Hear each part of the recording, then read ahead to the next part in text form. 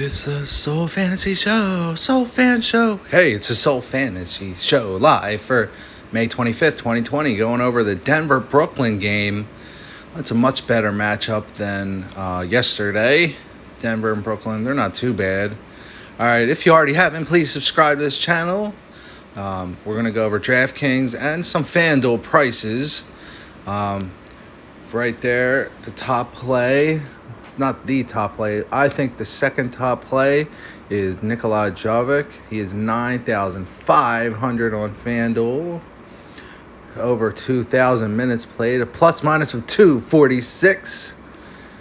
512 field goals made. 663 rebounds. That's one of the highest totals that I've gone over so far. 27% defense, and he has a very high 8% offensive rebound percentage, and he'll get 18% of the rebounds. He'll even get a lot of assists, 43 blocks. It's a little high turnover percentage at 16, which you would find normal with a big man like that when he's like clumsily dribbling down the court without passing it off. But he's got a 41, 33, 30, so he ended the season a little low, but before that he had a 47, 66, he had a 51, 77 down here versus the Jazz. He had an 80, so he can do these things, and he will ruin your day if you don't play him. So you have to play him. He's going to get about 5 times value, 1.5 fantasy points per minute. He is projected at 50. The star of the show, however, is a little bit cheaper at $10K flat, 9.5 also on FanDuel. So you're getting savings on DraftKings. Kyrie Irving. I don't know if Kevin Durant is playing. Is he still hurt? Is he in it? Let me know. I'm not sure. He didn't do anything and he was hurt, so I'm not sure if he's playing or not. You need to let me know in the comments below. He didn't do anything last year, so obviously I'm going to go in thinking he's not there. So Kyrie Irving's averaging 47, almost 50 points on DraftKings, a little bit lower on FanDuel, plus minus of -7, 200 field goals made, 100 rebounds, 128 assists, and only a 10% turnover ratio. This is in a little period of time, because we all knew, or you might not know, see all those zeros? He was hurt. He wasn't playing a lot. He played, but he didn't play a lot. So those stats are pretty good for somebody that did not play that much.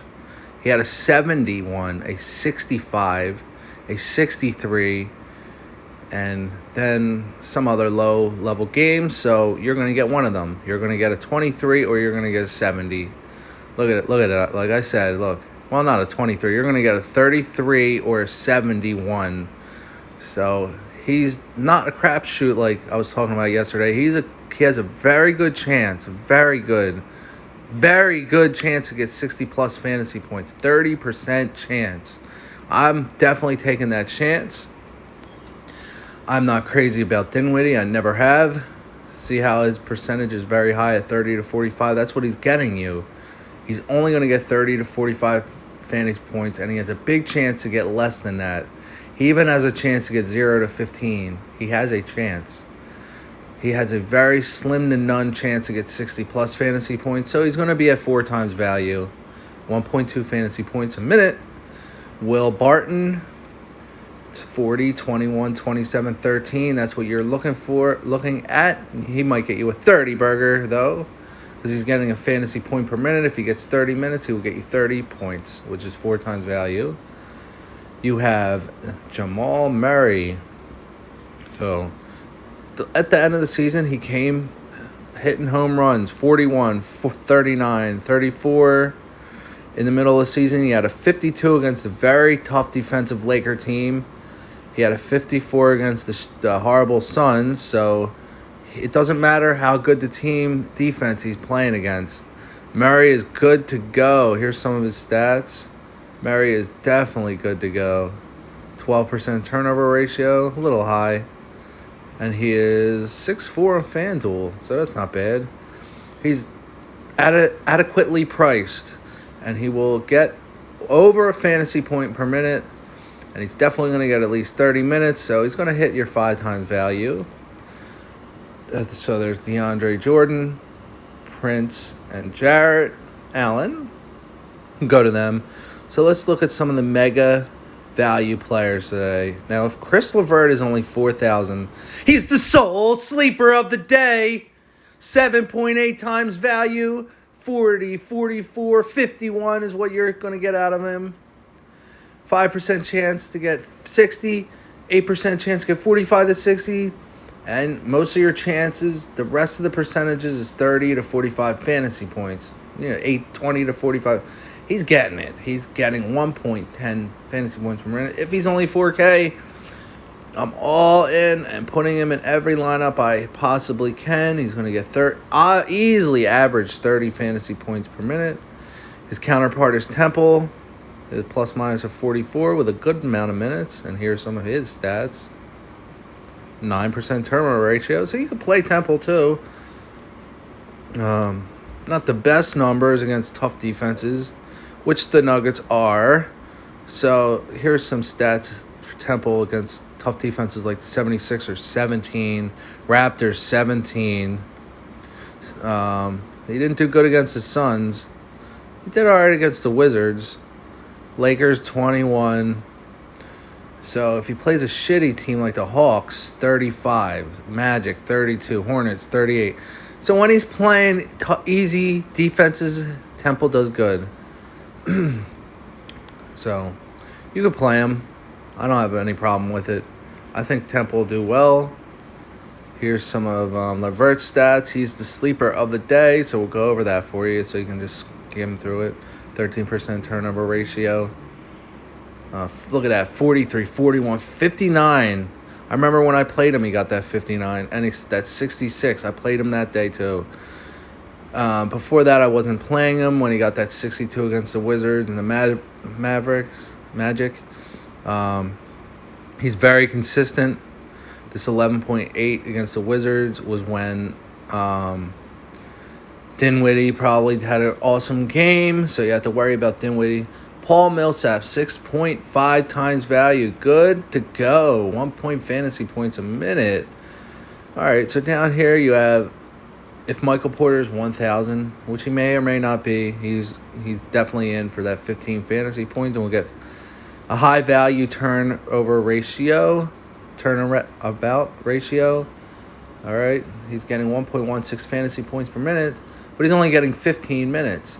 But Michael Porter's at DD is 100, so he could get you that 45 right there. He has no shot at getting over 45 fantasy points, but he could get 40. He could get that 44 fantasy point game, or even 45. But most likely he's going to get between 10 and 34 fantasy points. Joe Harris, 8'6". His value is only 2.9. His DD is 6'7". He's not getting a fantasy points per point per minute, even though he's getting minutes. So he's not in. He's not in there. He's not in there like swimwear. Wilson Chandler, 5 times value. Plumlee, 3 times value. They're okay, but their DDs are low.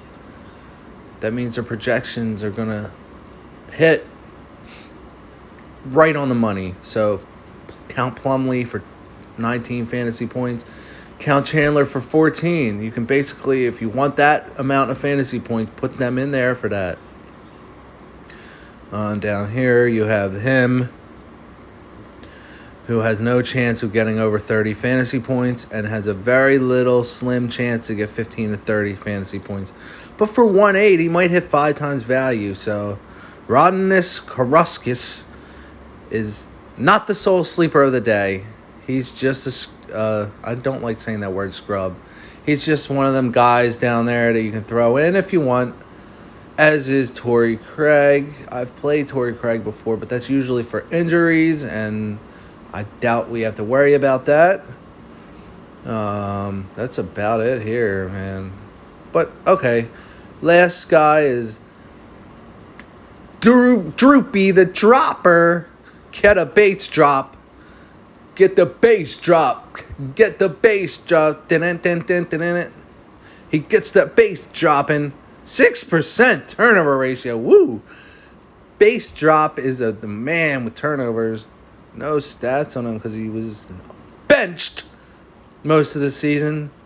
He's not hurt in any of these heroes. He was on the fucking bench. All right, let's go over to lineups. Right off the bat, we have Jovic in the MVP spot for our first lineup. Temple's in there, like I said. All right, let's put... I'm going to put Kyrie in, save 600. I'm going to get Dinwiddie out and put in... We could put Harris in. Let's put high profile, like base drop. Put the base drop. Jared Allen, I didn't touch on him because I don't play him. Every time I play Jared Allen, I get fucked over somehow. Nikola Jovic, we would definitely get rid of him.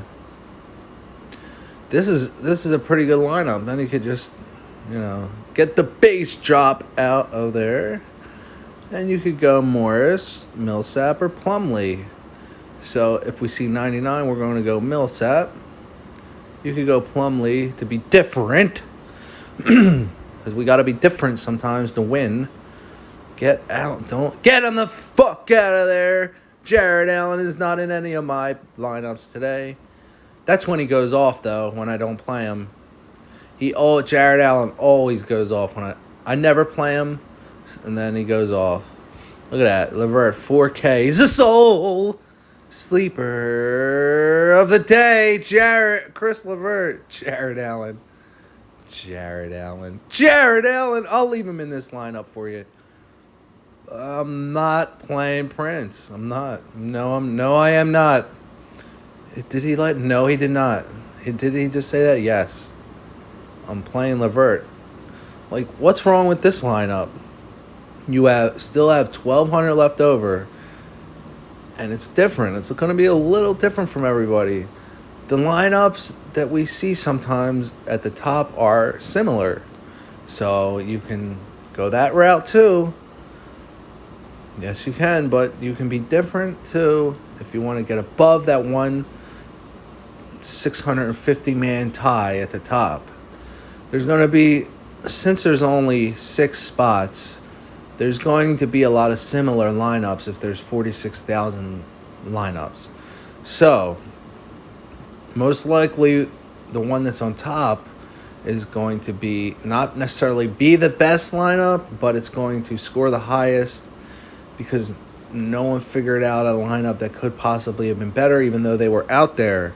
So when you leave a little salary on the table, that's a good way to try to shoot for that little spot above those little basic algorithmic plans that people pattern out in their heads.